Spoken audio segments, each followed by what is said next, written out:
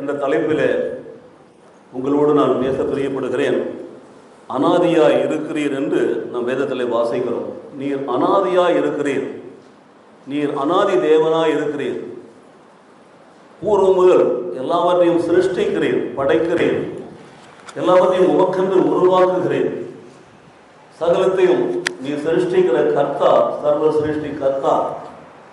உம்மால் செய்யக்கூடாத அதிசயமான காரியம் ஒன்றும் இல்லை என்று நாங்கள் வேதத்திலே வாசிக்கிறோம். எல்லாவற்றையும் நேர்த்தியாய் செய்து எங்களுக்கு கொடுக்கிறவர், எல்லாவற்றையும் எங்களுக்காக நீ ஆவல் செய்து முடிக்கிறவர். ஒவ்வொரு சங்கீதத்தை வாசித்து முடிக்கிற பொழுது கூட அப்படித்தான் நாம் வாசிக்கிறோம். கர்த்தாவே, உமது கிருபை என்றும் உள்ளது, உமது கரத்தின் கிரியைகளை நெகிழ விடாதிருப்பீரா. கர்த்தாவே, என்னுடைய இருதயத்தை உடைய பாதத்திலே ஊற்றுகிறேன், அதிலே வேதனை உண்டாக்கக்கூடிய வழிகள் உண்டோ என்று நீ ஆராய்ந்து பார். கர்த்தாவே, உடைய சாட்சிகள் எல்லாம் உண்மை உள்ளவர்கள், அதன்படி நான் நடக்கிறேனா என்று என்னை ஆராய்ந்து பார். இப்படியெல்லாம் சங்கீதத்திலே வாசிக்கிறோம். இன்றைய தியானமானது, இன்றைய தலைப்பானது அனாதி தேவன் என்று சொல்லப்பட்டிருக்கிறது. கர்த்தர் ராஜரீகம் பண்ணுகிறார், மகத்துவத்தை அணிந்து கொண்டிருக்கிறார். கர்த்தர் பராக்கிரமத்தை அணிந்து அவர் அதை கச்சையாக கட்டி கொண்டிருக்கிறார். ஆதலால் பூச்சக்கரம் அசையாதபடி நிலை பெற்றிருக்கிறது. பூமி அசையல, பூமி நிலையாக இருக்கிறது, நின்று கொண்டிருக்கிறது. ஏனென்றால் அவர்தான் ஆட்சி செய்கிறவர். உங்களையும் என்னையும் ஆட்சி செய்கிறவர் பிதாவாகிய தேவன். நம் எல்லாரையும் ஆட்சி செய்கிறவர் அவர்தான். உலகத்துல எவ்வளவோ சண்டைகள் நடக்கிறது, யுத்தங்கள் நடக்கிறது, எவ்வளவோ பிரச்சனைகள், எவ்வளோ பேர் சாகுறாங்க. ஒவ்வொரு நாளும் சாகுறவருடைய எண்ணிக்கையை பத்திரிகையில் எடுத்து பார்த்தீங்கன்னா அங்கே 15 பேர், இங்கே 20 பேர், 110 பேர், அங்கே இப்படி அங்கே அப்படின்னு சொல்லிட்டு டெய்லி வாசிக்கிறோம் நம்ம எல்லாவற்றையுமே. ஒரு விமான விபத்தில் இறந்து போகிறாங்க, ஏறக்குறைய 600 பேர், 500 சில்லற பேர். அதை பற்றிலாம் யாருமே கணக்கு எடுக்கிறதில்ல.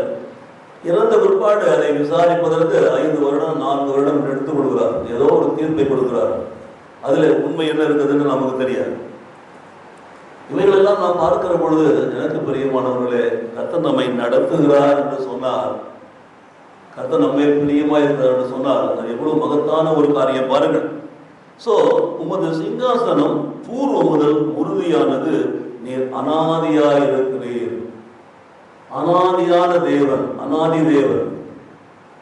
அப்போ அவருடைய பூர்வத்தை நாம் காணவே முடியாது. உலகம் தோன்றுவதற்கு முன்பாகவே, எல்லாவற்றையும் படைப்பதற்கு முன்பாகவே, சிருஷ்டிப்பதற்கு முன்பாகவே அவர் இருக்கிறவராகவே இருக்கிறார். அல்லேலூயா. அவர் அனாதியாகவே இருக்கிறார், அனாதையாய் இருக்கிறார். ஏனென்றால் அவர் தான் சகலத்தையும் சிருஷ்டிக்கிறவர், சகலத்தையும் பாதுகாக்கிறவர், சகலத்தையும் ஆட்சி செய்கிறவர். சிங்காசனம் அவருடையது. அவர் எல்லாவற்றையும் நேர்த்தியாய் ஆட்சி செய்கிற பொழுது அந்த பூமியில நீங்க பார்த்தீங்கன்னா நதிகள் எழுப்பின, நதிகள் இறைச்சலிட்டு எழுப்பின, நதிகள் அலைதிரண்டு எழுப்பின, நதிகளான திரளான ஜனங்களுடைய தண்ணீர்களை நீங்க இறைச்சலை பார்க்கலாம், சமுத்திரத்தினுடைய வலிமையான அலைகளை பார்க்கலாம். கர்த்தர் உன்னதத்திலே வல்லமை உள்ளவராக இருக்கிறார், மேட்டுமை உள்ளவராக இருக்கிறார். ஏனென்றால் அவரது சாட்சிகள் தான், அவருடைய வசனங்கள், அவருடைய வார்த்தைகள் மிகவும் உண்மை உள்ளவைகள். கர்த்தாவே, பரிசுத்தமானது நித்திய நாளாக உமது ஆலயத்தின் அலங்காரமாய் இருக்கிறது, நித்தியம். இன்றைக்கு பார்க்கிறது எல்லாமே இட்டர்னல், என்றென்றைக்கும், everlasting, from everlasting to everlasting, from nothing to something greater, greatest thing. இவைகளெல்லாம் பார்க்கிற பொழுது அவர் ஆரம்ப காலத்திலிருந்து அவர் இருக்கிறார், முதல்ல இருந்து இருக்கிறார். அவருக்கு முடிவு கிடையாது. அவர் தான் ஆல்பா, அவர் தான் ஒமேகா, அவர் தான் அனாதியான தேவன். பூர்வம் முதல் பூமிகள் எல்லாம் உண்டாக்கப்படுவதற்கு முன்பாகவே அவர் இருந்தார், உலகத்தை உண்டாக்குவதற்கு முன்பாகவே இருந்தார், சகலத்தையும் சிருஷ்டிப்பதற்கு முன்பாக அவர் இருந்தார். அவர் இருந்தவர், இருக்கிறவர், இனி வரப்போகிறவர். அந்த நல்ல தேவன் தான் இன்றைக்கு ராஜரீகம் பண்ணுகிறார், மகத்துவத்தை அணிந்து கொண்டிருக்கிறார், பராக்கிரமத்தை அணிந்து அவர் அதை கச்சையாக கட்டி கொண்டிருக்கிறார். ஆதலால் பூச்சக்கரம் அசைக்கப்படுவதில்லை. ஏனென்றால் அவருடைய சிங்காசனம் பூர்வம் முதல் உறுதியானது, அவருடைய ஆட்சி உறுதியானது, அவருடைய ஆட்சி வல்லமை உள்ளது, அவருடைய ஆட்சி உண்மை உள்ளது. அவர் சத்தியம் உள்ளவர், அவர் நித்தியமானவர், அவர் சகலத்தையும் நடத்துகிறவர். அவராலே செய்யக்கூடாத அதிசயமான காரியம் இந்த பூமியிலே ஒன்றும் இல்லை. விசுவாசிக்கிறீங்களா? நாம் ஆராதிக்கிற தேவன் என்ன என்று நாம் அறிந்திருக்கிறோம், வாசிக்கிறோம் பாரு. அவர் சகலத்தையும் அறிந்திருக்கிறார், சகலத்தையும் நடத்தி கொண்டிருக்கிறார். நல்ல யோசனை பண்ணி பாருங்க, நமக்கு ஆச்சரியமே இருக்கும். எல்லாவற்றையும் நேர்த்தியாக நடத்தி கொண்டிருக்கிறார். அதன் பாதைகளில் எல்லாம் போய் கொண்டிருக்கிறது, பூமி சுற்றி கொண்டிருக்கிறது, எல்லாம் நேர்த்தியாக நடக்கிறது கர்த்தருடைய பார்வையில். எங்கேயுமே எதுவும் கொலாப்ஸ் ஆகிறதுலாம் எதுவும் நடக்கிறதே இல்லை. திடீரென்று ஒரு வெள்ளம், ஒரு மழை அப்படி வருதை ஒழிஞ்சு அது கூட தேவன் அனுமதிக்கிறது இல்லை. அவைகள் ஏன் வருகிறதுன்னு சொன்னால் நமக்கு ஒரு எச்சரிப்பின் சத்தமாக வருகிறது, அவ்வளோதான். அந்த இடி மின்னல் ஓசைகள் எல்லாம், அதுபோலதான் சுனாமிகள் எல்லாம் ஒரு எச்சரிப்பின் செய்தி தான். எத்தனையோ ஆண்டுகளுக்கு முன்பாக என்னோடு உழைத்தவர்கள், என்னோடு வேலை செய்து கொண்டிருக்கிறவர்கள், என்னுடைய ஆஃபீஸுக்கு வந்து போயிட்டு இருந்தவங்களெல்லாம் அந்த விடுமுறையில் வேளாங்கண்ணிக்கு போனாங்க. அவங்க திரும்பி வரவே இல்லை. பக்கத்தில் உட்காந்து வேலை செஞ்சவங்கலாம் அதெல்லாம் பார்க்கும் பொழுது அவங்க எல்லாரும் எடுத்துக்கொள்ளப்பட்டார், அவ்வளோதான். அவ்வளோ பெரிய ஒரு அழிவை நாம் பார்க்கணும். ஆனால் அதிலிருந்து நம்மை காப்பாற்றிருக்கிறார். அதுதான் நாம் விசுவாசிக்க வேண்டிய விசுவாசம். அவர் ஆட்சி செய்கிறார் என்பதை நாம் புரிந்து கொள்ள வேண்டும். தண்ணீர் இப்படி வெள்ளமாக புரண்டு வந்து அந்த பட்டணத்தை, ஒவ்வொரு கடலோரமாக இருக்கிற பட்டணங்கள் எல்லாம் எப்படி மூழ்கடித்தது, எல்லாரையும் உள்ளே இழுத்து கொண்டு போனது, எப்படி மரணம் சம்பவித்தது பாரு. ஆனால் கர்த்தர் ராஜரீகம் பண்ணி கொண்டிருக்கிறார். அவருடைய வல்லமை என்றென்றும் உள்ளது. அது முடிந்து இப்போ ஏறக்குறைய 20 வருஷம் ஆக போகும். 20 வருடத்துக்கு கழிச்சு நாம் பார்க்கிறோம், நடந்து கொண்டுதான் இருக்கிற உலகத்தில். இன்றைக்கு ஈரான் யுத்தத்தில் பார்க்கிறோம், எவ்வளோ பெரிய அழிவுகள் எல்லாம் பார்க்கிறோம். ஒருவரை சொல்லி சொல்லி அழிக்கிறார்கள் பார்க்கிறோம். காரணம் என்ன? மனுஷனுடைய ஞானம் எல்லாம் இந்த அழிவின் பாதையிலே போய் கொண்டிருக்கிறது. கர்த்தருடைய ஞானம் நீதியின் பாதையிலே பாதுகாக்கிறது நான் பார்க்கிறோம். ஆகவே அனாதையாய் இருக்கிறார் என்று சொன்னார். அனாதியாய், அனாதி தேவனாய், என்றென்றும் சதா காலங்களிலும் அவர் நம்மை ஆட்சி செய்து கொண்டிருக்கிறார். ஹல்லேலூயா! விசுவாசிக்கிறீங்களா? நீங்க நேசிக்கிற தேவன் உங்களை காண்கிறார். அவருடைய கண்கள் உங்கள் நோக்கமாக இருக்கிறது. சங்கீதம் 34 எடுத்து வாசித்து பார்த்தீங்கன்னா, கர்த்தரை நான் எக்காலத்தில் சோதரிப்பேன், அவர் தூது எப்பொழுதும் நாவில் இருக்குன்னு சொல்றான். அப்போ கர்த்தர் நல்லது என்று சிந்து பாருங்கள் என்று சொல்றான். கர்த்தரை தேர்வுகளுக்கும் நன்மை குறைவிடாதுன்னு சொல்றான். கர்த்தருடைய கண்கள் நீதிமான்கள் மேல் நோக்கமாக இருக்கிறது என்று சொல்றான். அவருடைய செவிகள் கூப்பிடுதலுக்கு திறந்து இருக்கிறது சொல்லி சொல்றான். அவர்கள் கூப்பிடுற பொழுது ஆபத்திலே அவருடைய கூப்பிடுதலுக்கு பதில் கொடுக்கிறான்னு சொல்றான். நீதிமானுடைய பாதையில் அநேக துன்பங்கள், உபத்திரங்கள் இருக்கும், ஆனால் அதனுடைய முடிவு நன்மையானதாக இருக்குன்னு சொல்லி சொல்லப்பட்டிருக்கிறது. எனக்கு பிரியமானவர்களே, அப்படிப்பட்ட ஒரு தேவனை தான் நாம் ஆராதிக்கிறோம். நீங்களும் நானும் ஆராதிக்கிற தேவன் அனாதி தேவன், என்றென்றும் தேவன், சதாகாலம் தேவன், எப்பொழுதும் ஆளுகிறவர், எப்பொழுதும் நடத்துகிறவர், எப்பொழுதும் நம்மை கைவிடவே மாட்டார். அந்த தேவனை நாம் பற்றி கொண்டோம் என்று சொன்னார். ஆனால் இன்றைக்கு நாம உலகத்தின் பின்னால் போய் கொண்டிருக்கிறோம். தேவனை தேடுறதுக்கு நேரம் கிடையாது, உலகத்தை தேடுறோம். ஆனால் அதற்கு விளக்கம் கொடுக்குறோம் பாருங்க, ரொம்ப ஞானம் உள்ளவர்களாய் கொடுப்போம். நாம் கொடுக்குற ஞானமெல்லாம் நல்லா யோசித்து பாருங்க, தேவனுக்கு விரோதமானதெல்லாம் ஞானமே கிடையாது, அது அஞ்ஞானம். நல்லா யோசிச்சு பாருங்க, தேவனுக்கு விரோதமானதெல்லாம் அஞ்ஞானமாய் மாறுகிறது, தேவனுக்கு சேர்ந்ததெல்லாம் ஞானமாக இருக்கிறது. தேவன் அறியாமல் ஒன்றும் நடக்கிறது இல்லை, எல்லாவற்றையும் அவர் அறிந்திருக்கிறார். ஆனால் அவர் நமக்கு கொடுத்த ஆசீர்வாதங்களை நம்ம எண்ணி பார்த்து அந்த அனாதி தேவனை சதா காலங்களிலும் நாம் ஆராதிக்கிறவர்களாக இருக்க வேண்டும். எப்பொழுதும் அவரை துதிக்கிற துதி நம் நாவில் இருக்க வேண்டும். காலையில் எழுந்ததிலிருந்து இரவு தூங்க போகிற வரையில நம்ம ஸ்தோத்திரம் வாயில சொல்லிக் கொண்டே இருக்கணும். இதுதான் தேவன் எதிர்பார்க்கிறார். ஸோ முதலாவது ஒரு காரியத்தை சொல்றேன். இஸ்ரவேலின் தேவனாகிய கர்த்தர் அனாதியாய், அனாதியாய் என்றென்றும் உள்ள சதா காலங்களிலும் ஸ்தோத்திரிக்கப்படத்தக்கவர். ஆமேன் ஆமேன் என்று முடிக்கிறார். சங்கீதம் 41:13 எடுத்து வாசியுங்கள். 41ஆம் சங்கீதம் 13ஆம் வசனம். இஸ்ரவேலின் தேவனாகிய கர்த்தர் அனாதையாய் என்றென்றைக்கும் உள்ள சதா காலங்களிலும் ஸ்தோத்திரிக்கப்படத்தக்கவர். ஆமேன் ஆமேன். நாம் ஆராதிக்கிற தேவனை குறித்த இந்த சங்கீத வசனத்தை பாருங்க. இஸ்ரவேலின் தேவனாகிய கர்த்தர் அனாதியாய் எப்பொழுதும் இருக்கிறார். அவர் எப்பொழுதும் ஆட்சி செய்து கொண்டே இருக்கிறார், என்றென்றைக்கும் இருக்கிறார். He is an everlasting God. Everlasting God, from everlasting to everlasting. He is everything. He is everything. அந்த தேவனை நாம என்றென்றைக்கும் உள்ள சதா காலங்களிலும் ஸ்தோத்தரிப்போம் என்று சொன்னார். அந்த ஸ்தோத்திரம் எப்பொழுதும் இருந்து கொண்டே இருக்கும். அப்போ அவர் ஆட்சி செய்கிறார், நாம் அவரை துதித்து கொண்டே இருக்கிறோம். இஸ்ரவேலின் தேவன் அனாதியாய் என்றென்றைக்கும் உள்ள சதா காலங்களிலும் அவர் ஸ்தோத்திரிக்கப்படத்தக்கவர். அவர் ஆட்சி செய்து கொண்டிருக்கிறார், நாம் அவரை துதித்து கொண்டே இருக்கிறோம். அவரையே துதிக்கிறோம், அவரையே பார்க்கிறோம், அவரையே நோக்கி பார்க்கிறோம். அவர் தான் நமக்கு சர்வ வல்லமை உள்ள தேவன், நமக்காக யாவையும் செய்து முடிக்கிறவர். அவருடைய வசனத்தை பாருங்கள், கர்த்தர் எனக்காக யாவையும் செய்து முடிப்பார். கர்த்தாவே உமது கிருபை என்றும் உள்ளது, உமது கரத்தின் கிரியைகளாய் எங்களை நெகிழ விடாதிருப்பீராக. நாங்கள்லாம் உம்மால் படைக்கப்பட்டவர்கள், நாங்களெல்லாம் உடைய படைப்பின் காரியங்கள், படைப்பினுடைய உம்மால் படைக்கப்பட்ட மனிதர்கள் பாருங்கள். அப்போது எப்பொழுதும் என்றென்றைக்கும் அவர் இருந்து கொண்டே இருப்பார். நாம் எப்பொழுதும் என்றென்றைக்கும் அவரை துதித்து கொண்டே இருக்க வேண்டும். கர்த்தருக்கு ஸ்தோத்திரம் பண்ணுறதுக்கு ஒரு நேர காலமே கிடையாது. Every day we should honour him. காலையில் எழுந்த உடனே கர்த்தரை நோக்கி பார்க்கணும், காலையிலேயே ஸ்தோத்தரிக்கணும், காலையிலேயே ஸ்தோத்தரிக்கணும், ஸ்தோத்தரித்து கொண்டே இருக்கணும். அடுப்பாங்கல்ல வேலைக்கு போகிறீங்களா, ஸ்தோத்தரித்து கொண்டே இருங்கள் அந்த நல்ல தேவனை. நீங்கள் பாத்ரூமில் குடிக்க போகிறீங்களா, ஸ்தோத்தரித்து கொண்டே இருங்கள் நல்ல தேவனை. அந்த ஸ்தோத்திரம் என்பது உங்களுடைய வாயில் எப்பொழுதும் இருக்கட்டும். வேறு எந்த வார்த்தையும் வேண்டியதில்லை, வேறு எந்த நினைவும் வர வேண்டியதில்லை. ஆனால் நம்முடைய நினைவுகள் எல்லாம் எதை குறித்து இருக்கிறது, நம்முடைய காரியங்கள் எல்லாம் எதை குறித்து இருக்கிறது யோசித்து பாருங்கள். நம்முடைய ஆட்சி எப்படி இருக்கிறது, நம்முடைய ஆசைகள்லாம் எப்படி இருக்கிறது, நம்முடைய நினைவுகள்லாம் எப்படி இருக்கிறது, எல்லாம் தேவனுக்கு விரோதமானவை. ஆனால் தேவன் என்றென்றைக்கும் ஸ்தோத்திரிக்கப்படத்தக்கவர். அவர் சதா காலங்களும் அவர் இருக்கிறவர். அவர் நம்மை ஆளுகிறார் என்று சொன்னால் நாம் அவருக்கு கட்டுப்பட்டு தான் இருக்க வேண்டும். ஆமென் ஆமென் என்று சொல்லுங்கள். ஆமென் என்றால் அப்படியே ஆக கடவுது, அப்படியே ஆக கடவுது, எப்படியே ஆக கடவுது. நீங்கள் ஸ்தோத்திரம் பண்றீங்க, ஸ்தோத்திர கர்த்தாவே நீ துதிக்கிறேன் என்று சொல்லுங்கள், ஸ்தோத்திரம் பண்ணி கொண்டே இருக்கு. ஏனென்றால் அவர் அனாதையாய் இருக்கிறார், அனாதியாய் இருக்கிறார், அனாதி தேவனாய் இருக்கிறார். அவர் கண்களுக்கு மறைவானது ஒன்றுமே இல்லை, அவர் செவிகள் கேட்கக்கூடாதது ஒன்றுமே இல்லை. அவர் சகலத்தை அதனதன் காலத்தில் நேர்த்தியாய் செய்து கொண்டே இருக்கிறார். அந்த தேவனை நாம் துதித்து கொண்டே இருக்க வேண்டும். நம்முடைய ஸ்தோத்திரம் அப்படிப்பட்டதாக இருக்கிறதா? காலையில் எழுந்த உடனே கர்த்தரை நோக்கி பார்க்கிறோமா? படுக்கையிலேயே கர்த்தரை நோக்கி பார்க்கிறீங்களா? படுக்கையை விட்டு எழுந்தவுடனே கர்த்தரை நோக்கி பார்க்கிறீங்களா? இந்த வானாதி வானவரை பார்க்கிறீங்களா? தேவாதி தேவை நோக்கி பார்க்கிறீங்களா? அதிகாலை வேளையிலே தேடுகிறவர் என்னை கண்டடைவார்.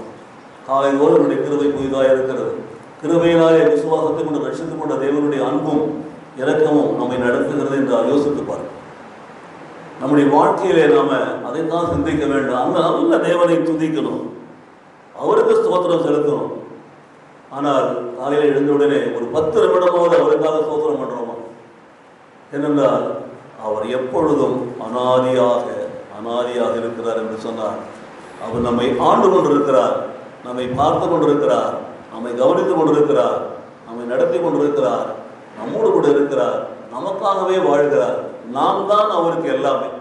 இப்படி நாம் எல்லாரும் ஒருத்தரும் அவரே நினைச்சிட்டு இருந்தோம்னா யோசித்து பாருங்கள், அவருடைய அன்பு எவ்வளவு அகலமானது, ஆழமானது, நீளமானது. அவர் எவ்வளவு வல்லமை உள்ள ஒரு தேவன் என்பதை யோசித்து பாருங்கள். அவர் சதா காலங்களிலும் ஆட்சி செய்கிறவர்.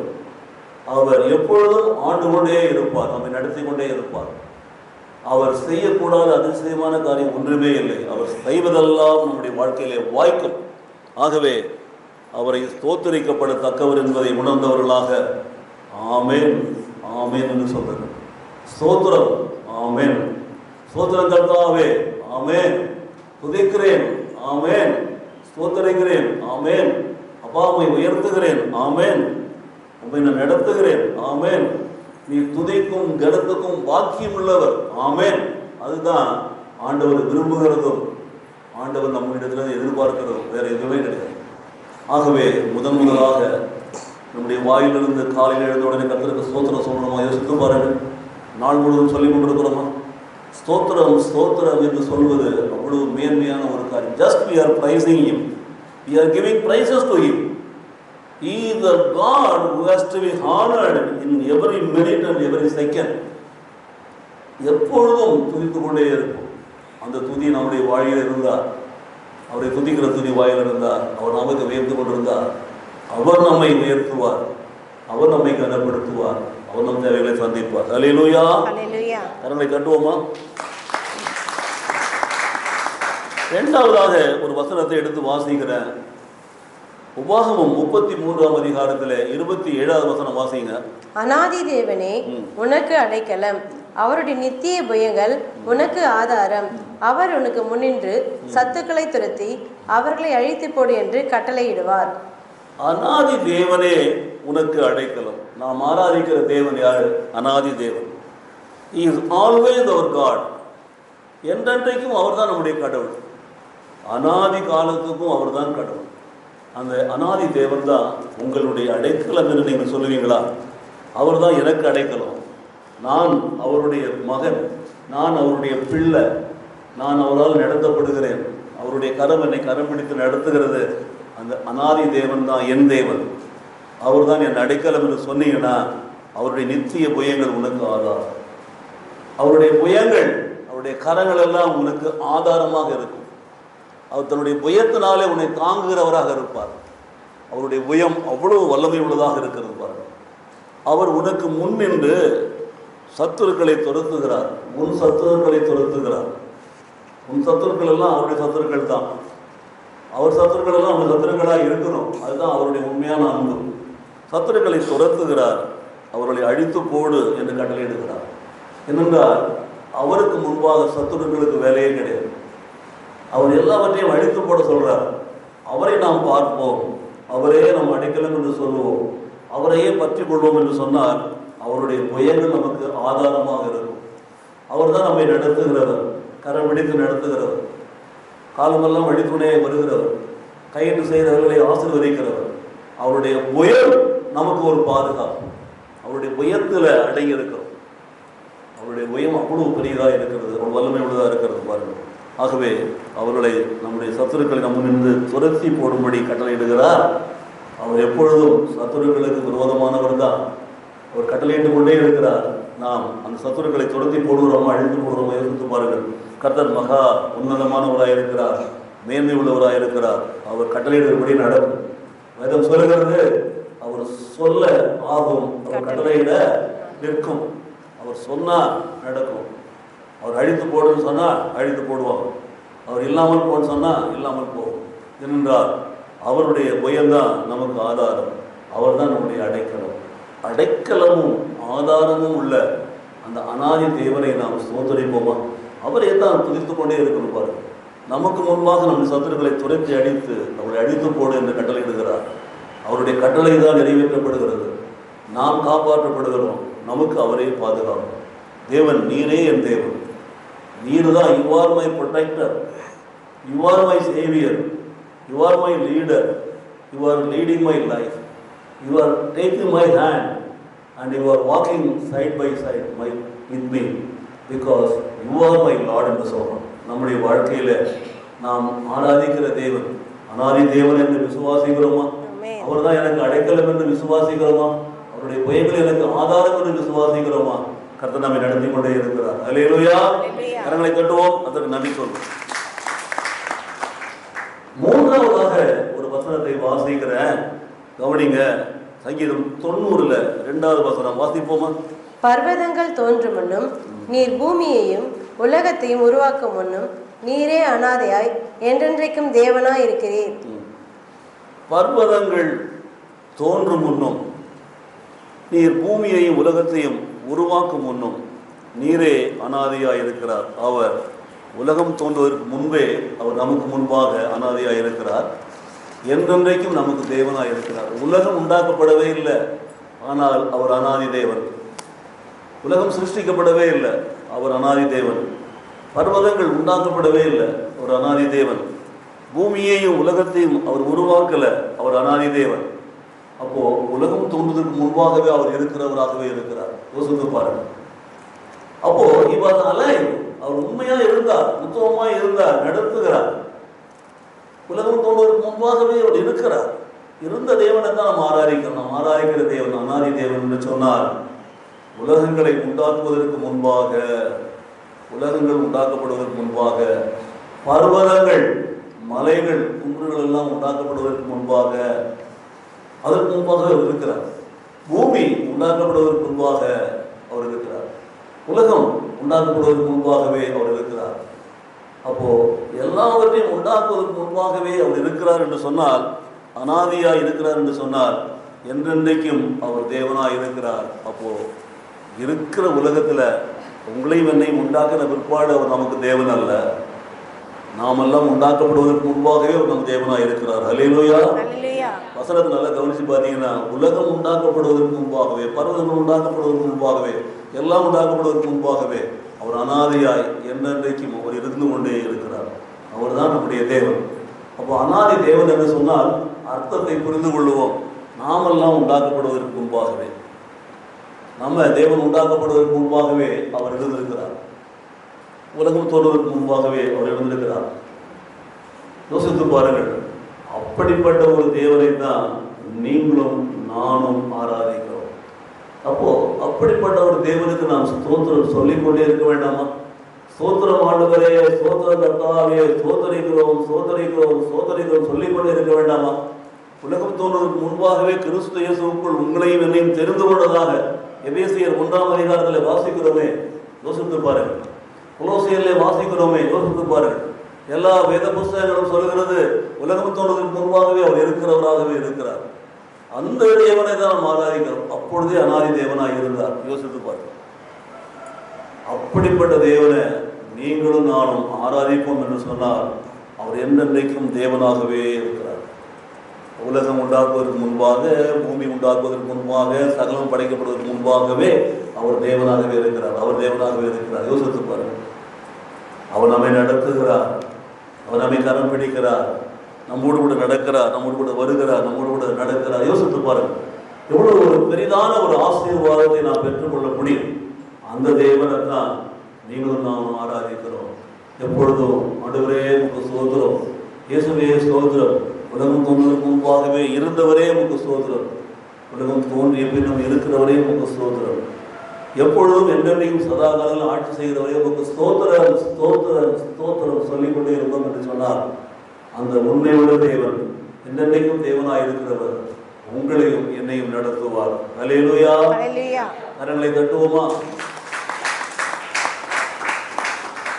அடுத்ததாக ஒரு வசனத்தை வாசிக்கலாம். ஏசாயா தீர்க்கதரிசி புத்தகத்தில் 40ஆம் அதிகாரத்தில் 28வது வசனம் வாசிப்போம்.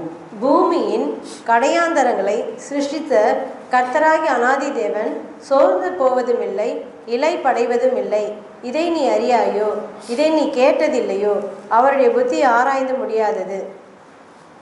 அவருடைய புத்தி ஆராய்ந்து முடியாதது. தேவனுடைய புத்தி அறிய முடியாதது, ஆராய்ந்து முடியாது, எதுவுமே செய்ய முடியாது பாருங்க. ஆகவே இந்த ஒரு வசனத்தை நாம் வாசிக்கிற பொழுது, பூமியின் கடையாந்தரங்களை சிருஷ்டித்த கர்த்தராகிய அனாதி தேவன், பூமியில் உள்ள எல்லாவற்றையும் சிருஷ்டித்தது அவர் தான். கடையாந்தரங்கள் என்று சொன்னால் கடைசி எல்லையில் உள்ளவர்கள் எல்லாம் சொல்லப்பட்டிருக்கிறது.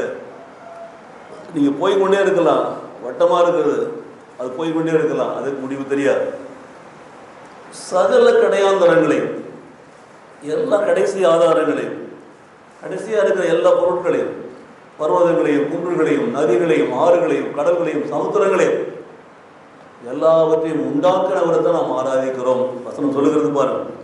ஸோ பூமியின் கடையாந்தரங்களை சிருஷ்டித்த கர்த்தராகிய அனாதி தேவன் என்று சொல்லப்பட்டிருக்கிறது.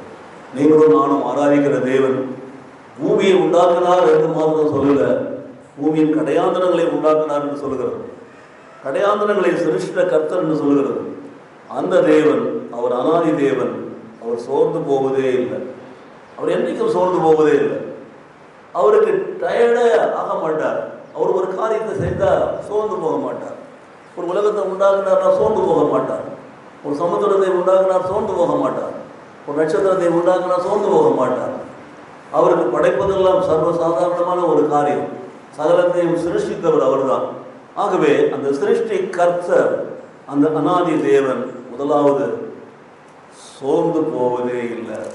அவருக்கு டயர்ட்னஸே கிடையாது. அவருக்கு என்றைக்குமே பலம் குன்றி போகிறதே இல்லை. அவரை குறித்து வேதம் சொல்கிறது, அவர் நேற்றும் இன்றும் என்றும் மாறாதவராய் இருக்கிறார். அவரே சர்வ வல்லமையுள்ள தேவன், அவரே சர்வ சிருஷ்டி கர்த்தராகிய தேவன். அவராலே செய்யக்கூடாத அதிசயமான காரியம் ஒன்றுமே இல்லை. அவர் எல்லாவற்றையும் நேர்த்தியாக செய்கிறவர், சகலத்தையும் நேர்த்தியாக செய்கிறவர், அதனதனை நேர்த்தியாக செய்கிறவர். அப்படிப்பட்ட ஒரு நல்ல தேவனை தான் நீங்களும் நானும் ஆராதிக்கிறோம். அந்த உன்னத தேவன் தான் உங்களையும் என்னையும் நடத்துகிறவர். அவர் தான் நம்மை போஷிக்கிறவர், அவர் நம்மை பாதுகாக்கிறவர், அவர் நம்முடைய காரியங்களை வாக்கியம் பண்ணுகிறவர். அவர் முதலாவது சோர்ந்து போவதில்லை. அவர் என்றைக்குமே சோர்ந்து போக மாட்டார், எப்பொழுதுமே சோர்ந்து போக மாட்டார். அந்த நல்ல தேவனை நீங்கள் நான் ஆராதிக்கிறோம். இரண்டாவது பாருங்க, அவர் இளைப்படைவதில்லை. அவர் களைப்படைந்தாரா? அவர் இளைப்படைந்தாரா? அவர் சோர்ந்து போயிட்டாரா? அவருக்கு ஒரு டீ கொடுக்கலாமா? அவருக்கு ஒரு ஜூஸ் கொடுக்கலாமா? பாருங்க, இல்லை. எல்லாத்தையும் படைத்தவர், எல்லாவற்றையும் உருவாக்குற சர்வ வல்லமை உள்ளவர், சர்வ வல்லமை உள்ள தேவன், சகலத்தையும் சிருஷித்தவர். அவர் சோர்ந்து போவதே கிடையாது. அவர் ஒரு நாளும் சோர்ந்து போவதே கிடையாது. என்றென்றைக்கும் சோர்ந்து போகாத நம்மை நடத்துகிற தேவன். அவர் சோர்ந்து போவதில்லை, அவர் இளைப்படுவதும் இல்லை. இதை நீ அறியாயோ? இது உனக்கு தெரியுமா? இதை நீ அறிந்திருக்கிறாயா? இதை நீ கேள்விப்பட்டதில்லையா? அவருடைய புத்தி ஆராய்ந்து முடியாத ஒன்று. யோசித்து பாருங்கள், நாம் யாரை ஆராதிக்கிறோம்? நாம் எப்படிப்பட்ட தேவனை ஆராதிக்கிறோம்? நாம் ஆராதிக்கிற தேவன் எப்படிப்பட்டவர் என்பதை யோசித்து பாருங்கள். கர்த்தர் நம்மை நடத்துகிறாகவே இருக்கிறார். அந்த தேவனை தான் இன்றைக்கு நான் உங்களுக்கு சொல்லிக் கொண்டிருக்கிறேன். அவர் அனாதியான தேவன், அடையாளங்களை உண்டாக்குறவர் அவர்தான். அவர் அனாதியான தேவன், சோர்ந்து போகாத தேவன் அவர்தான், இளைப்படையாத தேவன் அவர்தான். அதோடு மாத்திரமில்ல, இதை நீ அறிய மாட்டாயோ, இது உனக்கு தெரியாதோ, இதை நீ அறியாயோ, இது நீ கேள்விப்பட்டதே இல்லையா? அவருடைய புத்தி ஆராய்ந்து முடியாதது. அவருக்காக நாம் எடுக்கிற எல்லா பிரயாசங்களையும் அவர் அறிந்திருக்கிறார். அவர் ஆசீர்வதிக்கிறார், அவர் நடத்துகிறார், அவர் பராமரிக்கிறார். எனக்கு பிரியமான சகோதரனே, சகோதரியே, உன்னையும் என்னையும் உண்டாக்கி நம்மை பூமியிலே வைத்து நம்மை பராமரிக்கிற தேவனுக்கு நாம் ஒரு பொருட்டு அல்ல. அதற்காக அவர் சோர்ந்து போக வேண்டியதே இல்லை, அதற்காக அவர் டயர்டாக வேண்டியதே இல்லை. ஏனென்றால் அவர் சகலத்தையும் அறிந்திருக்கிற சர்வ சிருஷ்டி கர்த்தா. அவராலே செய்யக்கூடாத அதிசயமான காரியம் ஒன்றுமே இல்லை. அந்த நல்ல தேவனை நாம் என்ன பண்ணணும்? எப்பொழுதுமே ஸ்தோத்தரிக்க வேண்டும், ஸ்தோத்திரம் பண்ணணும். ஸ்தோத்திரம் பண்ணலாமா? நம்ம எல்லாரும் ஸ்தோத்திரம் பண்ணலாமா? ஒரு நிமிஷம். கர்த்தாவே, நாங்கள் நம்மை துதிக்கிறோம் சுவாமி. சகலத்தையும் படைத்தவர், அடையாளங்களை உண்டாக்கினவர். நீ இளைத்து போவதில்லை, நீ இளைப்படவதில்லை, நீ சோர்ந்து போவதில்லை. நாங்கள் இதை அறிந்திருக்கிறோம் கர்த்தாவே. அவருடைய புத்தி சகலத்துக்கும் மேன்மையானது, சகலத்தையும் ஆராய்ந்து அறிகிற தெய்வம். நாங்கள் உண்மை துதிக்கிறோம் ஆண்டவரே, சோதரிக்கிறோம், சோதரிக்கிறோம். நாமத்திற்கே மகிமை உண்டாக்குகிறோம், உமக்கே துதி ஸ்தோத்திரங்களை உண்டாக்குகிறோம். உடைய புத்தி ஆராய்ந்து முடியாதது என்று நாங்கள் அறிந்திருக்கிறோம். எல்லாவற்றுக்கும் உமக்கு ஸ்தோத்திரம், ஸ்தோத்திரம், ஸ்தோத்திரம். இயேசு கிறிஸ்துவின் நாமத்திலே பிதாவே, ஆமென். கரங்களை தட்டுவோம். இன்னொரு வசனத்தை வாசிக்கலாம். எரேமியா தீர்க்கதரிசி புத்தகத்திலே 31ஆம் அதிகாரத்திலே 3ஆம் வசனத்தை வாசிப்போம். பூர்வ காலம் முதல் கர்த்தர் எனக்கு தரிசனையானார். நல்ல கவனிங்க. பூர்வ காலம் முதல் கர்த்தர் எனக்கு தரிசனையானார். ஒன்று, ஆம், அநாதி சிநேகத்தால் உன்னை சிநேகித்தேன், ஆதலால் காருண்யத்தால் உன்னை இழுத்துக் கொள்கிறேன். நல்ல கவனிங்க. வசனம் சொல்லுகிறது, பூர்வ காலம் முதல் கர்த்தர் எனக்கு தரிசனையானார். அவர் நமக்கு தரிசனமாகிறார், நாம் அவரை காண்கிறோம். பூர்வ காலம், உலகம் உண்டாக்குவதற்கு முன்னே அவர் இருக்கிறவர். உலகம் உண்டானது முதல் நமக்கு தரிசனமாக இருக்கிறார். நம்முடைய கண்களிலே அவரை காண்கிறோம், தேவனை காண்கிறோம். அவர் எப்படிப்பட்ட தேவன் என்பதை நாம் பார்த்ததில்லை, அறிந்ததில்லை என்று சொன்னால் அது நாம் ஏற்றுக்கொள்ளவே முடியாது. சகலத்தை உண்டாக்குனவர், சர்வ சிருஷ்டி கர்த்தா. பூர்வ காலம் முதல் அவர் நமக்கு தரிசனையானார் என்று சொன்னால் அவரை நாம் காண்கிறோம். அந்த அநாதி சிநேகம், அந்த அநாதி சிநேகம், அந்த சிநேகத்தால் நான் உன்னை சிநேகித்தேன் என்று சொன்னார். அநாதி சிநேகத்தால் உன்னை நான் நேசித்தேன் என்று சொல்ல. இன்னைக்கு காலையில் பாட்டு பாடணும், அதுதான் பாடணும். அநாதி சிநேகத்தால் நான் உன்னை நேசித்தேன். நமக்கு நம்மேல் அவர் வைக்கிற நேசம் அநாதியானது, பூர்வ காலத்துக்கு முன்பானது, உலகம் உண்டாக்குவதற்கு முன்பே இருந்து இருக்கிறது. அந்த சிநேகத்தால் நம்மை நடத்துகிறார். அந்த சிநேகத்தால் தான் நான் உன்னை நேசித்தேன். எவ்வளோ அருமையான ஒரு பாடலை பாடணும் பார்த்தீங்களா காலையில். அதெல்லாம் புரிந்து கொண்டு அறிந்து கொண்டு நான் பாடணும்னா அர்த்தம் உள்ளதாக இருக்கும் பாருங்கள். அநாதி சிநேகத்தால் நான் உன்னை சிநேகித்தேன், ஆதலால் காருண்யத்தால் உன்னை என்ன பண்றேன், இழுத்து கொள்ளுகிறேன் என்று சொல்றார். காருண்யம், அவருடைய காருண்யம் மிகப்பெரியது. அவர் காருண்யநாதர். அவருடைய ஜீவ காருண்யம் மிக மிக மேன்மையானது. அவர்தான் உங்களையும் என்னையும் உண்டாக்கினவர், சிருஷ்டித்தவர். அநாதி காலம் முதல் நமக்கு தரிசனையானவர். அந்த அநாதி சிநேகத்தினால்தான் உங்களையும் என்னையும் அவர் சிநேகிக்கிறார், நேசிக்கிறார். அந்த காரணத்தினால உங்களையும் என்னை இழுத்துக் கொள்கிறார். நாம் எப்பொழுதும் அவர் என்னை போகிறோம், அவரோடு இருக்கிறோம். அவர் நம்மோடு கூட இருக்கிறார். நாம் அவரோடு கூட நடக்கிறோம், அவர் நம்மோடு கூட இருக்கிறார். அப்படிப்பட்ட ஒரு அன்பை தான் நாம் உணர வேண்டும். அநாதி சிநேகம் என்பது பார்த்தீங்கன்னா உலகம் தோன்றுவதற்கு முன்பே இருந்த சிநேகம். பூர்வ காலம் முதல் என்று சொன்னால் உண்டாக்கப்பட்ட நாளிலிருந்து நமக்கு தெரிகிறது. ஆனால் அந்த சிநேகமானது அதற்கு முன்பே இருக்கிறது. அந்த அன்பானது அதற்கு முன்பே இருக்கிறது. அவ்வளவு பெரிய சிநேகத்தினால் நம்மை சிநேகிக்கிறவர். அப்படிப்பட்ட ஒரு காருண்யத்தால் உங்களையும் என்னையும் இழுத்துக் கொள்கிறார் சொன்னால் யோசித்து பாருங்கள். காலையில் 8:45 மணிக்கு ஆராதனைக்கு நான் வந்து உட்கார்ந்துருக்கிற வாசற்படியில்னு சொன்னால் இழுத்துக்கிறாரா? வரதில்லை. ஏன்? நம்ம அதை விட வேறு இடத்துல போய் ஃபோர்ஸ் ஆகிடும். நம்ம பொறுமையாக எழுந்து நம்ம ப்ரஷ்அப் பண்ணி நம்ம குளிச்சு நம்ம உடுத்தி மேக்கப் பண்ணி லிப்ஸ்டிக்லாம் போட்டு, அதனால we just don't care about our God. But God is great, greater, greatest. அந்த ஸ்நேகத்தினால் அவர்களை சிநேகிக்கிறார். அந்த ஸ்நேகம் இருந்துச்சுன்னா அவர் நம்மை இழுத்துக் கொள்வார் என்று சொன்னால் நாம் அவருடைய ஓடி வருவோமா? அப்படிப்பட்ட ஒரு தேவனை தான் நீங்களும் நானும் ஆராதிக்கிறோம். வசனம் சொல்லுகிறது, பூர்வ காலம் முதல் கர்த்தர் எனக்கு தரிசனையானார். அந்த அநாதி சிநேகத்தினால் தான் உன்னையும் என்னையும் நேசித்தார். அதே அநாதி சிநேகத்தினால் தான் உன்னையும் என்னையும் இழுத்துக் கொள்கிறார். நம்ம இழுத்து அரவணைத்துக் கொள்கிறார். அவருடைய அன்பிலே போய் கட்டுப்படுகிறோம். நாம் அவருக்குள்ள நாம் போறோம். யோசித்து பாருங்கள், அப்படிப்பட்ட ஒரு அன்பு நமக்குள்ள இருக்கிறதா? உங்களையும் என்னையும் நேசிக்கிற அந்த அநாதி சிநேகத்தை உணர்கிறீர்களா? பாட்டு பாடுனா மாட்டும் பத்துமா? யோசித்து பாருங்கள். நம்முடைய வாழ்நாளிலே அவருக்கென்று நாம் என்ன செய்கிறோம், என்ன எடுத்து வைக்கிறோம், என்ன கொடுக்கிறோம் என்பதை நீங்கள் பாருங்கள். அப்படிப்பட்ட ஒரு சிநேகம் நமக்கு இருந்துச்சுன்னா இன்றைக்கு கர்த்தர் நம்மை ஆசீர்வதிக்கிற ஆசீர்வாதமே வித்தியாசமானது. அப்படிப்பட்ட காருண்யத்தால் அவர் நம்மை இழுத்து கொண்டார் என்று சொன்னால் அவரோடு நாம் இணைந்து கொள்கிறோம், அவருக்குள் இணைகிறோம், நாம் அவருக்குள் இருக்கிறோம். அவரும் நானும் ஒன்றுதான். அவர் என்னோடு கூட நடக்கிறார், அவர் என்னோடு கூட நடக்கிறார். யோசித்துப்பார். எனக்கு முன்பாக அவர் பிரசன்னம் போகிறது, அவருடைய தூதர்கள் போகிறார். ஆனால் பல காரியங்களை பார்க்கிற பொழுது பலர் செய்கிற காரியங்கள் எல்லாம் வித்தியாசமாக இருக்கும்.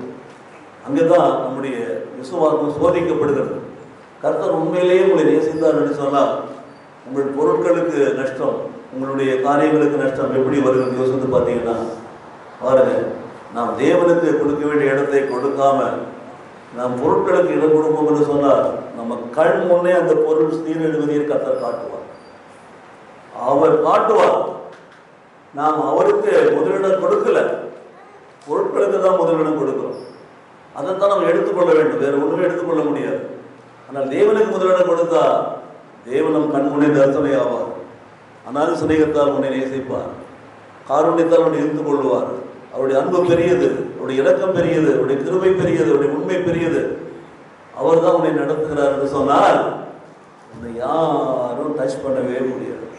ஆனால் நம்மளை டச் பண்ணுறாங்கன்னு சொன்னால் நம்முடைய சித்தம், நம்முடைய எண்ணமெல்லாம் உலக பிரகாரமாக பொருட்கள் மேலே, அழிந்து போகிற பொருட்கள் மேலே நாட்டமாக நம்ம இருக்கிறோம். யோசித்து பாருங்கள். அந்த அன்பு பெரியதா? அந்த ஸ்நேகம் பெரியதா? அந்த காருண்யம் பெரியதா? அந்த உண்மை பெரியதா? அதைத்தான் நீங்களும் நானும் பெற்றுக்கொள்ள வேண்டும். அதற்கு தான் நம்மை நாமே ஒப்பு கொடுக்க வேண்டும். கர்த்தர் நிச்சயமாகவே நம்மை நடத்துவார். அல்லேலூயா. கரங்களை தட்டுவோம், கர்த்தருக்கு நன்றி சொல்கிறோம். சங்கீதம் 103:17 வசனத்தை எடுத்து வாசிக்கலாம். கர்த்தருடைய கிருபையோ அவருக்கு பயந்தவர்கள் மேலும் அவருடைய நீதி அவர்கள் பிள்ளைகளுடைய பிள்ளைகள் மேலும் அனாதியாய் என்றென்றைக்கும் உள்ளது. பாருங்க, 103ஆம் சங்கீதம் அடிக்கடி சொல்ற சங்கீதம் தான். அது ஒன்றிலிருந்து நீங்கள் வாசிட்டு வந்தீங்கன்னா 17ஆவது வசனம் இப்படி சொல்லுகிறது பாருங்கள். கர்த்தருடைய கிருபையோ அவருக்கு பயந்தவர்கள் மேலும் அவருடைய நீதி அவர்கள் பிள்ளைகளுடைய பிள்ளைகள் மேலும் அனாதியாய் என்றென்றைக்கும் உள்ளதா. அனாதியாய் யோசித்து பாருங்கள். அனாதி தேவனுடைய அன்பு, அனாதி தேவனுடைய கிருபை, அனாதி தேவனுடைய அந்த இரக்கம், அனாதி தேவனுடைய அந்த நீதியானது என்றென்றைக்குமே அது உள்ளதான். எப்பொழுதுமே நீங்கள் ஆண்டவரை நேசிக்கிறவர்களாக, ஆண்டவரை பின்பற்றுவர்களாக, ஆண்டவருடைய நாமத்திற்கு சாட்சியாக நீங்கள் வாழ்ந்தால் அவருடைய நீதி உங்கள் மேலும், உங்கள் பிள்ளைகள் மேலும், பிள்ளைகளுடைய பிள்ளைகள் மேலும் அனாதியாய் என்றென்றைக்கும் இருக்குமா? பார்த்தீங்களா? ஆனால் நாம் தேவனை தேடுவதற்கு பதிலாக பிள்ளைகளை தான் தேடுறோம், பேர பிள்ளைகளை தான் நம்ம தேடுறோம். அதற்கு தான் முக்கியத்துவம் கொடுக்குறோம். யோசித்து பாருங்க. நாம தேவன் மேல வைத்திருக்கிற அன்பை நாம இந்த பிள்ளைகள் மேல வைத்திருக்கோமா? அதை விட மேல நம்ம வச்சிருக்கோம். நம்ம தான் அந்த பிள்ளைகள் வளர்றாங்க, வாழுறாங்க நம்ம நினைக்கிறோம். யோசித்து பாருங்கள். அங்கதான் தேவனுடைய காரியம். அவருடைய கிருபையோ அவருக்கு பயந்தவர்கள் மேலும் என்று எழுதப்பட்டிருக்கிறது. தேவனுடைய கிருபை தகுதி இல்லாத உங்களுக்கு விலங்கு கொடுக்கப்படுகிறது. கிருபை என்பதே தகுதி இல்லாதவர்கள் கொடுக்கப்படுகிறது தான். அப்போ பிள்ளைகளை கொடுத்தவர், அதை வளர்க்கும்படி நமக்கு ஆணையிட்டவர், அதற்கு ஏற்ற காரியங்களை அவர் செய்வார் என்ற நம்பிக்கை நமக்கு இருக்க வேண்டும். நமக்கு இருக்கிறதா? இல்லை. தேவனுக்கு மேல அந்த பிள்ளைகள் மேலே பக்கத்தில் வைக்கிறோம், அதற்கு மேல ஒரு பாசம் வைக்கிறோம், அதற்கு மேல ஒரு நேசம் வைக்கிறோம். தேவனுடைய காரியம் தாங்க முதல்ல போகணும். தேவனுக்கு பிரியமானது செய்யணும், தேவனுக்கு முதலிடம் கொடுக்கணும், தேவனை முதலாக தேட வேண்டும். அப்படி நீங்க இருந்தீங்கன்னா அவருடைய கிருபை அனாதியாய் என்றென்றைக்கு உங்கள் மேலே இருக்கும். அவருடைய கிருபையை பாருங்க, இலவசமாய் கொடுக்கப்படுகிறது. அவருடைய கிருபையை பாருங்க, தகுதி இல்லாத கொடுக்கப்படுகிறது. அவருடைய கிருபையை பாருங்க, உங்களுக்கும் எனக்கும் கொடுக்கப்படுகிறது. நாம அவரை உதாசீனப்படுத்துகிறோம், தேவனை உதாசீனப்படுத்துகிறோம். தேவன் தான் இந்த பிள்ளை எடுத்துட்டு போய் எனக்கு வளர்த்து கொடுத்து சொல்றார். ஆனா அந்த தேவனுக்கு அந்த பிள்ளை மேல இருக்கிற அக்கறையை விட உனக்கு இருக்கிற அக்கறை முக்கியமானதா இருக்குமா? ஆனால் நாம் தான் ரொம்ப அலட்டிக்கிறோம், ரொம்ப காட்டிக்கிறோம், நம்ம பிள்ளைக்காக வாழ்க்கை இல்லவே இல்லை. ஆண்டவருடைய பார்வை இல்லை என்று சொன்னால், ஆண்டவருடைய கிருபை இல்லை என்று சொன்னால், ஆண்டவருடைய வழிநடத்த சொல்ல அந்த பிள்ளை நிற்காது. யோசித்து பார்க்கணும். அவருக்கு பயந்தவர்கள் மேல அவருடைய நீதி, அவருடைய பிள்ளைகள் நீதி எல்லாம் இருக்கும். அவருக்கு பயந்தவர்கள் அவருடைய நீதி இருந்துச்சுன்னா ஒரு பிள்ளைகளுடைய பிள்ளைகள் மேல வந்து நீதி இருக்கும். இந்த நீதியும் இந்த கிருபையும் இந்த பயமும் அனாதியாய் என்றென்றைக்கும் இருக்கிறதா? அல்லேலூயா. ஆரம்ப காலத்திலிருந்து இருக்குதுங்க. படைக்கும் பொழுதே, படைப்பதற்கு முன்பாகவே தேவனுடைய கிருபையும் தேவனுடைய பயமும் தேவனுடைய வழிநடத்துதலும் தேவனுடைய எல்லாம் அந்த பிள்ளை மேலே இருக்கிறது. அந்த பிள்ளையினுடைய பிள்ளையின் மேலே இருக்கிறது, பிள்ளைக்கு மேலே இருக்கிறது, பிள்ளையின் பிள்ளை மேலே இருக்கிறது. அது என்றென்றைக்கும் இருக்கும். அது தேவனுடையதாக இருந்துச்சுன்னா, தேவனுடையதாக இல்லைன்னு சொல்லி சொன்னா அது என்றென்றைக்கு இருக்காது. நிறைய பிள்ளைகள் சாகிறத பாருங்க. நிறைய காரியங்கள் எனக்கு அனுப்புறாங்க, வாட்ஸ்அப்பில் அனுப்புறாங்க, ஜெபம் பண்ணுங்கன்னு சொல்லிட்டு. அவங்களுக்காக நான் மனதுருகி ஜெபிக்கிறோம். ஆனால் ஒரு நாள் 2 நாள் கழிச்சு பார்க்கிறோம், ஒரு 10 நாள் கழிச்சு பார்க்கிறோம், அந்த பிள்ளைகள் மறித்து போகின்றன. அந்த பிள்ளைகள் மறித்து போகின்றன சொன்னா அது தேவனுடைய சித்தம் என்பதை நாம் ஏற்றுக்கொள்ள வேண்டும். நம்முடைய முயற்சி எல்லாம் முதல்ல இருந்தே, ஆரம்பத்தில இருந்தே அந்த பிள்ளைகள் மேலே இருந்திருந்தா ஒருவேளை அந்த பிள்ளைகளை கர்த்தர் காப்பாற்றி இருப்பார். நம்முடைய நோக்கம் எல்லாம் கரு உருவாகும் முன்பே கர்த்தர் பார்க்கிறதெல்லாம் தெரிஞ்சு வச்சுக்கோங்க. இப்பயே நீங்க பிள்ளைகளை பெற்றெடுக்கல, நீங்க வந்து சாமாத்தியமா செய்யறீங்கன்னு நினைக்காதீங்க. தாயின் கருவிலை உருவாகும் முன்பே உங்களை முன்குறிக்கிறவர் ஒருவர் இருக்கிறார். அவர் எல்லாவற்றையும் அறிந்திருக்கிறார். ஆனா நாம என்ன பண்றோம்? அவரை விட அறிவாளிகளா எல்லாத்தையும் அறிந்தவங்க நடந்துட்டு இருக்கோம். அங்கதான் நம்ம தவறு பண்றோம்.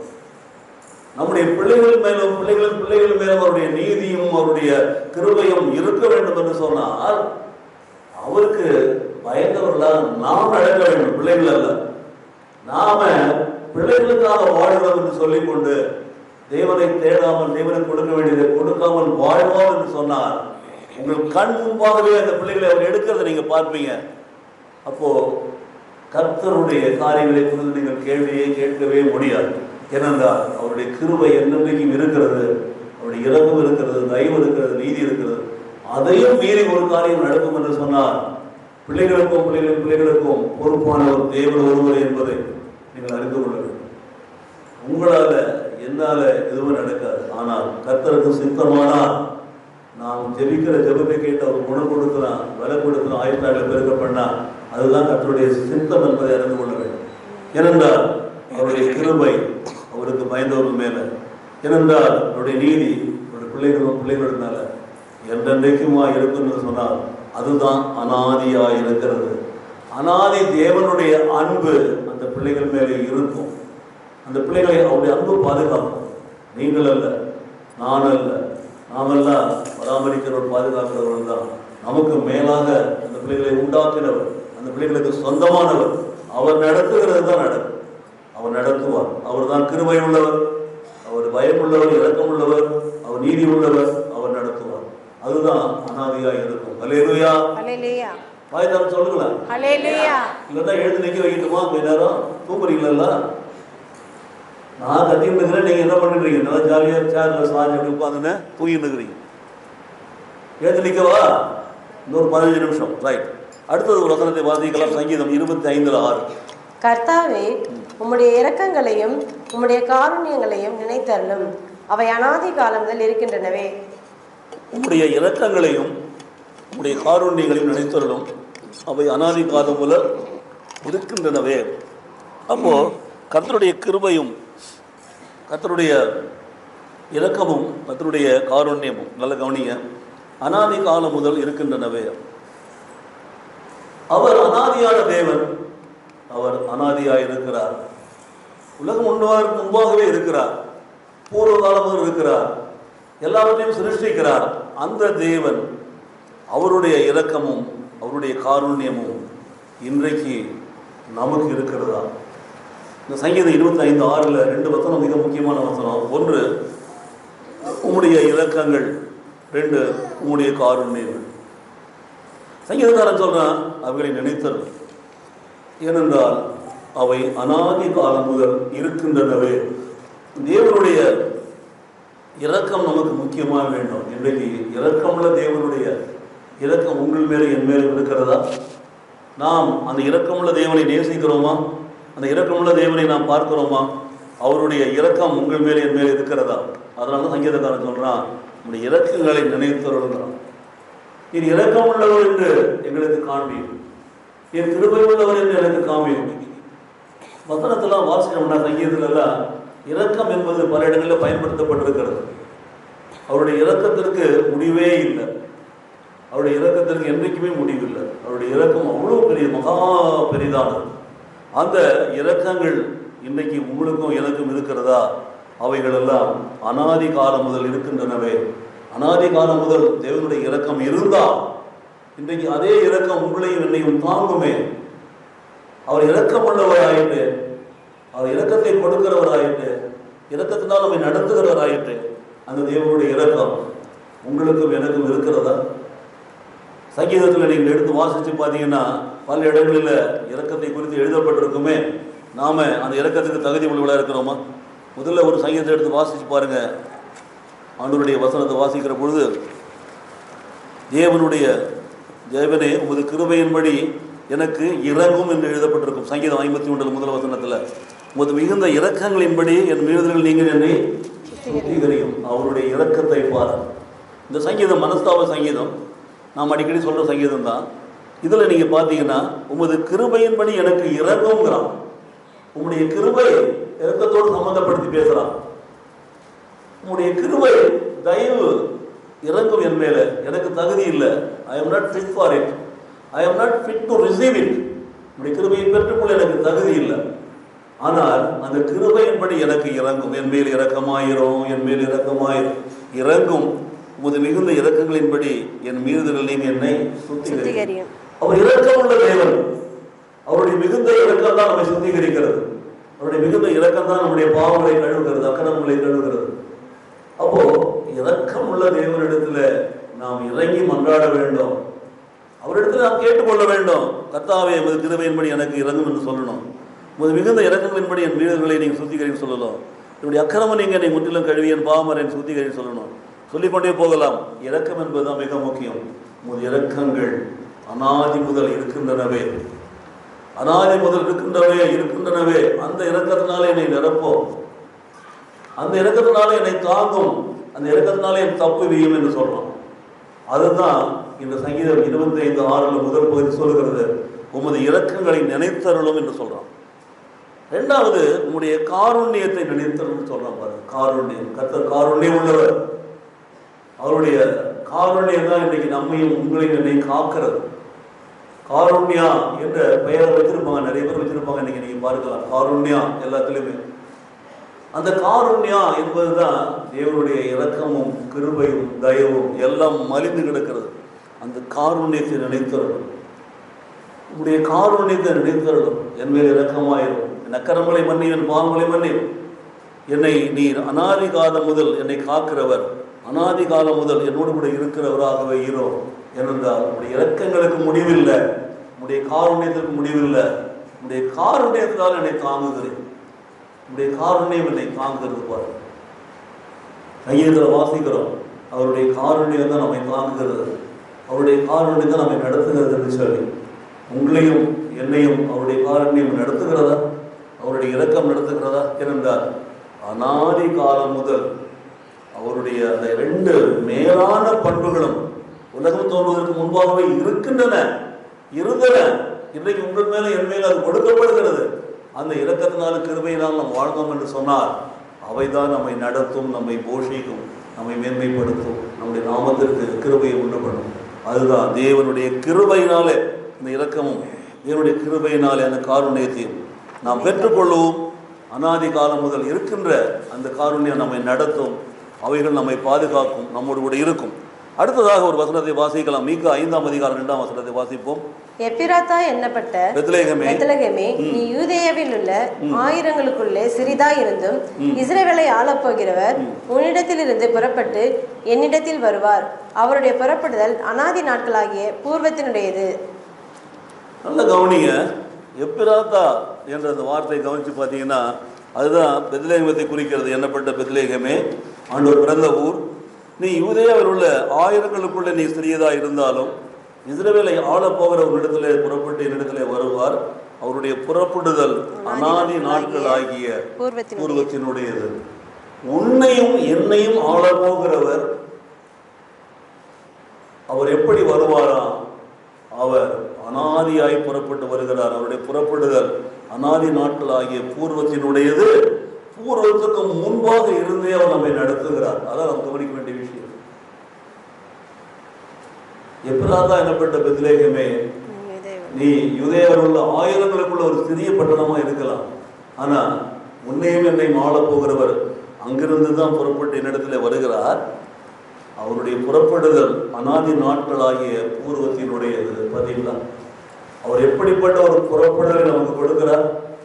அவருடைய ஞானம் எப்படிப்பட்டதாக இருக்கிறது, அவருடைய வல்லமை எப்படிப்பட்டதாக இருக்குது யோசித்து பாருங்கள். அவர் உங்களையும் என்னையும் நடத்துகிறார் என்று சொன்னார். அவருடைய புறப்படுதல் அநாதி நாட்களாகிய பூர்வத்தினுடையது. அந்த அநாதி தேவன் தான் உங்களையும் என்னையும் நடத்துகிறார், ஆசீர்வதிக்கிறார். எனக்கு பிரியமான சகோதர சகோதரிகளே, இன்றைக்கு உங்களுக்கும் எனக்கும் தேவன் கொடுத்திருக்கிற வார்த்தை தான், அநாதியான தேவன், அநாதி தேவன், எல்லாவற்றையும் அநாதியாய் வைத்திருக்கிறவர். அதன் மூலம் நம்மை நடத்துகிறார், நம்மை நடத்துகிறார். அநாதியா இருக்கின்றன அவைகள் மூலமாய் நம்மை கிருபையாய் நடத்துகிறார். இரக்கங்களை நமக்கு கொடுக்கிறார், காருண்யங்களை கொடுக்கிறார். அவர் புறப்படுதல் உன்னத மேன்மை உள்ளதாக இருக்கிறது. அது அநாதி காலம் முதல் இருக்கிறது. முன்னாடியே ஒரு புறப்படுதல் இருக்கிறது. நீங்களும் நானும் பார்த்து 2000 வருஷம் தான் ஆகிறது.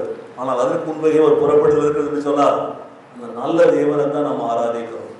நாம் ஆராதிக்கிற தேவன் இன்னார் என்று நாம் அறிந்திருக்கிறோமா? அவர் அநாதியான தேவன்.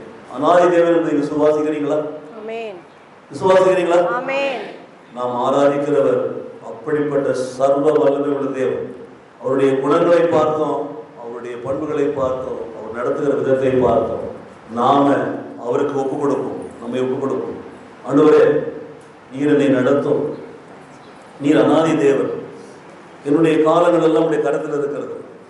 என்னுடைய காலங்கள் கருத்தில் இருக்கிறது. நான் வாழ வேண்டிய நாட்கள் நீர் அறிந்தது, நடக்க வேண்டிய காலங்கள் நீர் அறிந்திருக்கிறீர்கள். எல்லாவற்றையும் உமக்கு பிரியமான ஒரு வாழ்க்கை வாழ என்னை நடத்தும், என்னை நடத்தும் என்று சொல்லி ஒப்பு கொடுத்தீங்கன்னா, அநாதியான தேவன் அநாதியா இருக்கின்ற அந்த நல்ல குணங்களாலே நம்மை நிரப்பி நம்மை பலப்படுத்துவார், நிலப்படுத்துவார். அவர் நம்மை நடத்துகிறவராக இருக்கிறார். அநாதி சிநேகத்தால் உன்னை சிநேகித்தேன், காருண்யத்தால் உன்னை நிறுத்து கொண்டேன் சொன்னவர் நம்மை நடத்துகிறார்.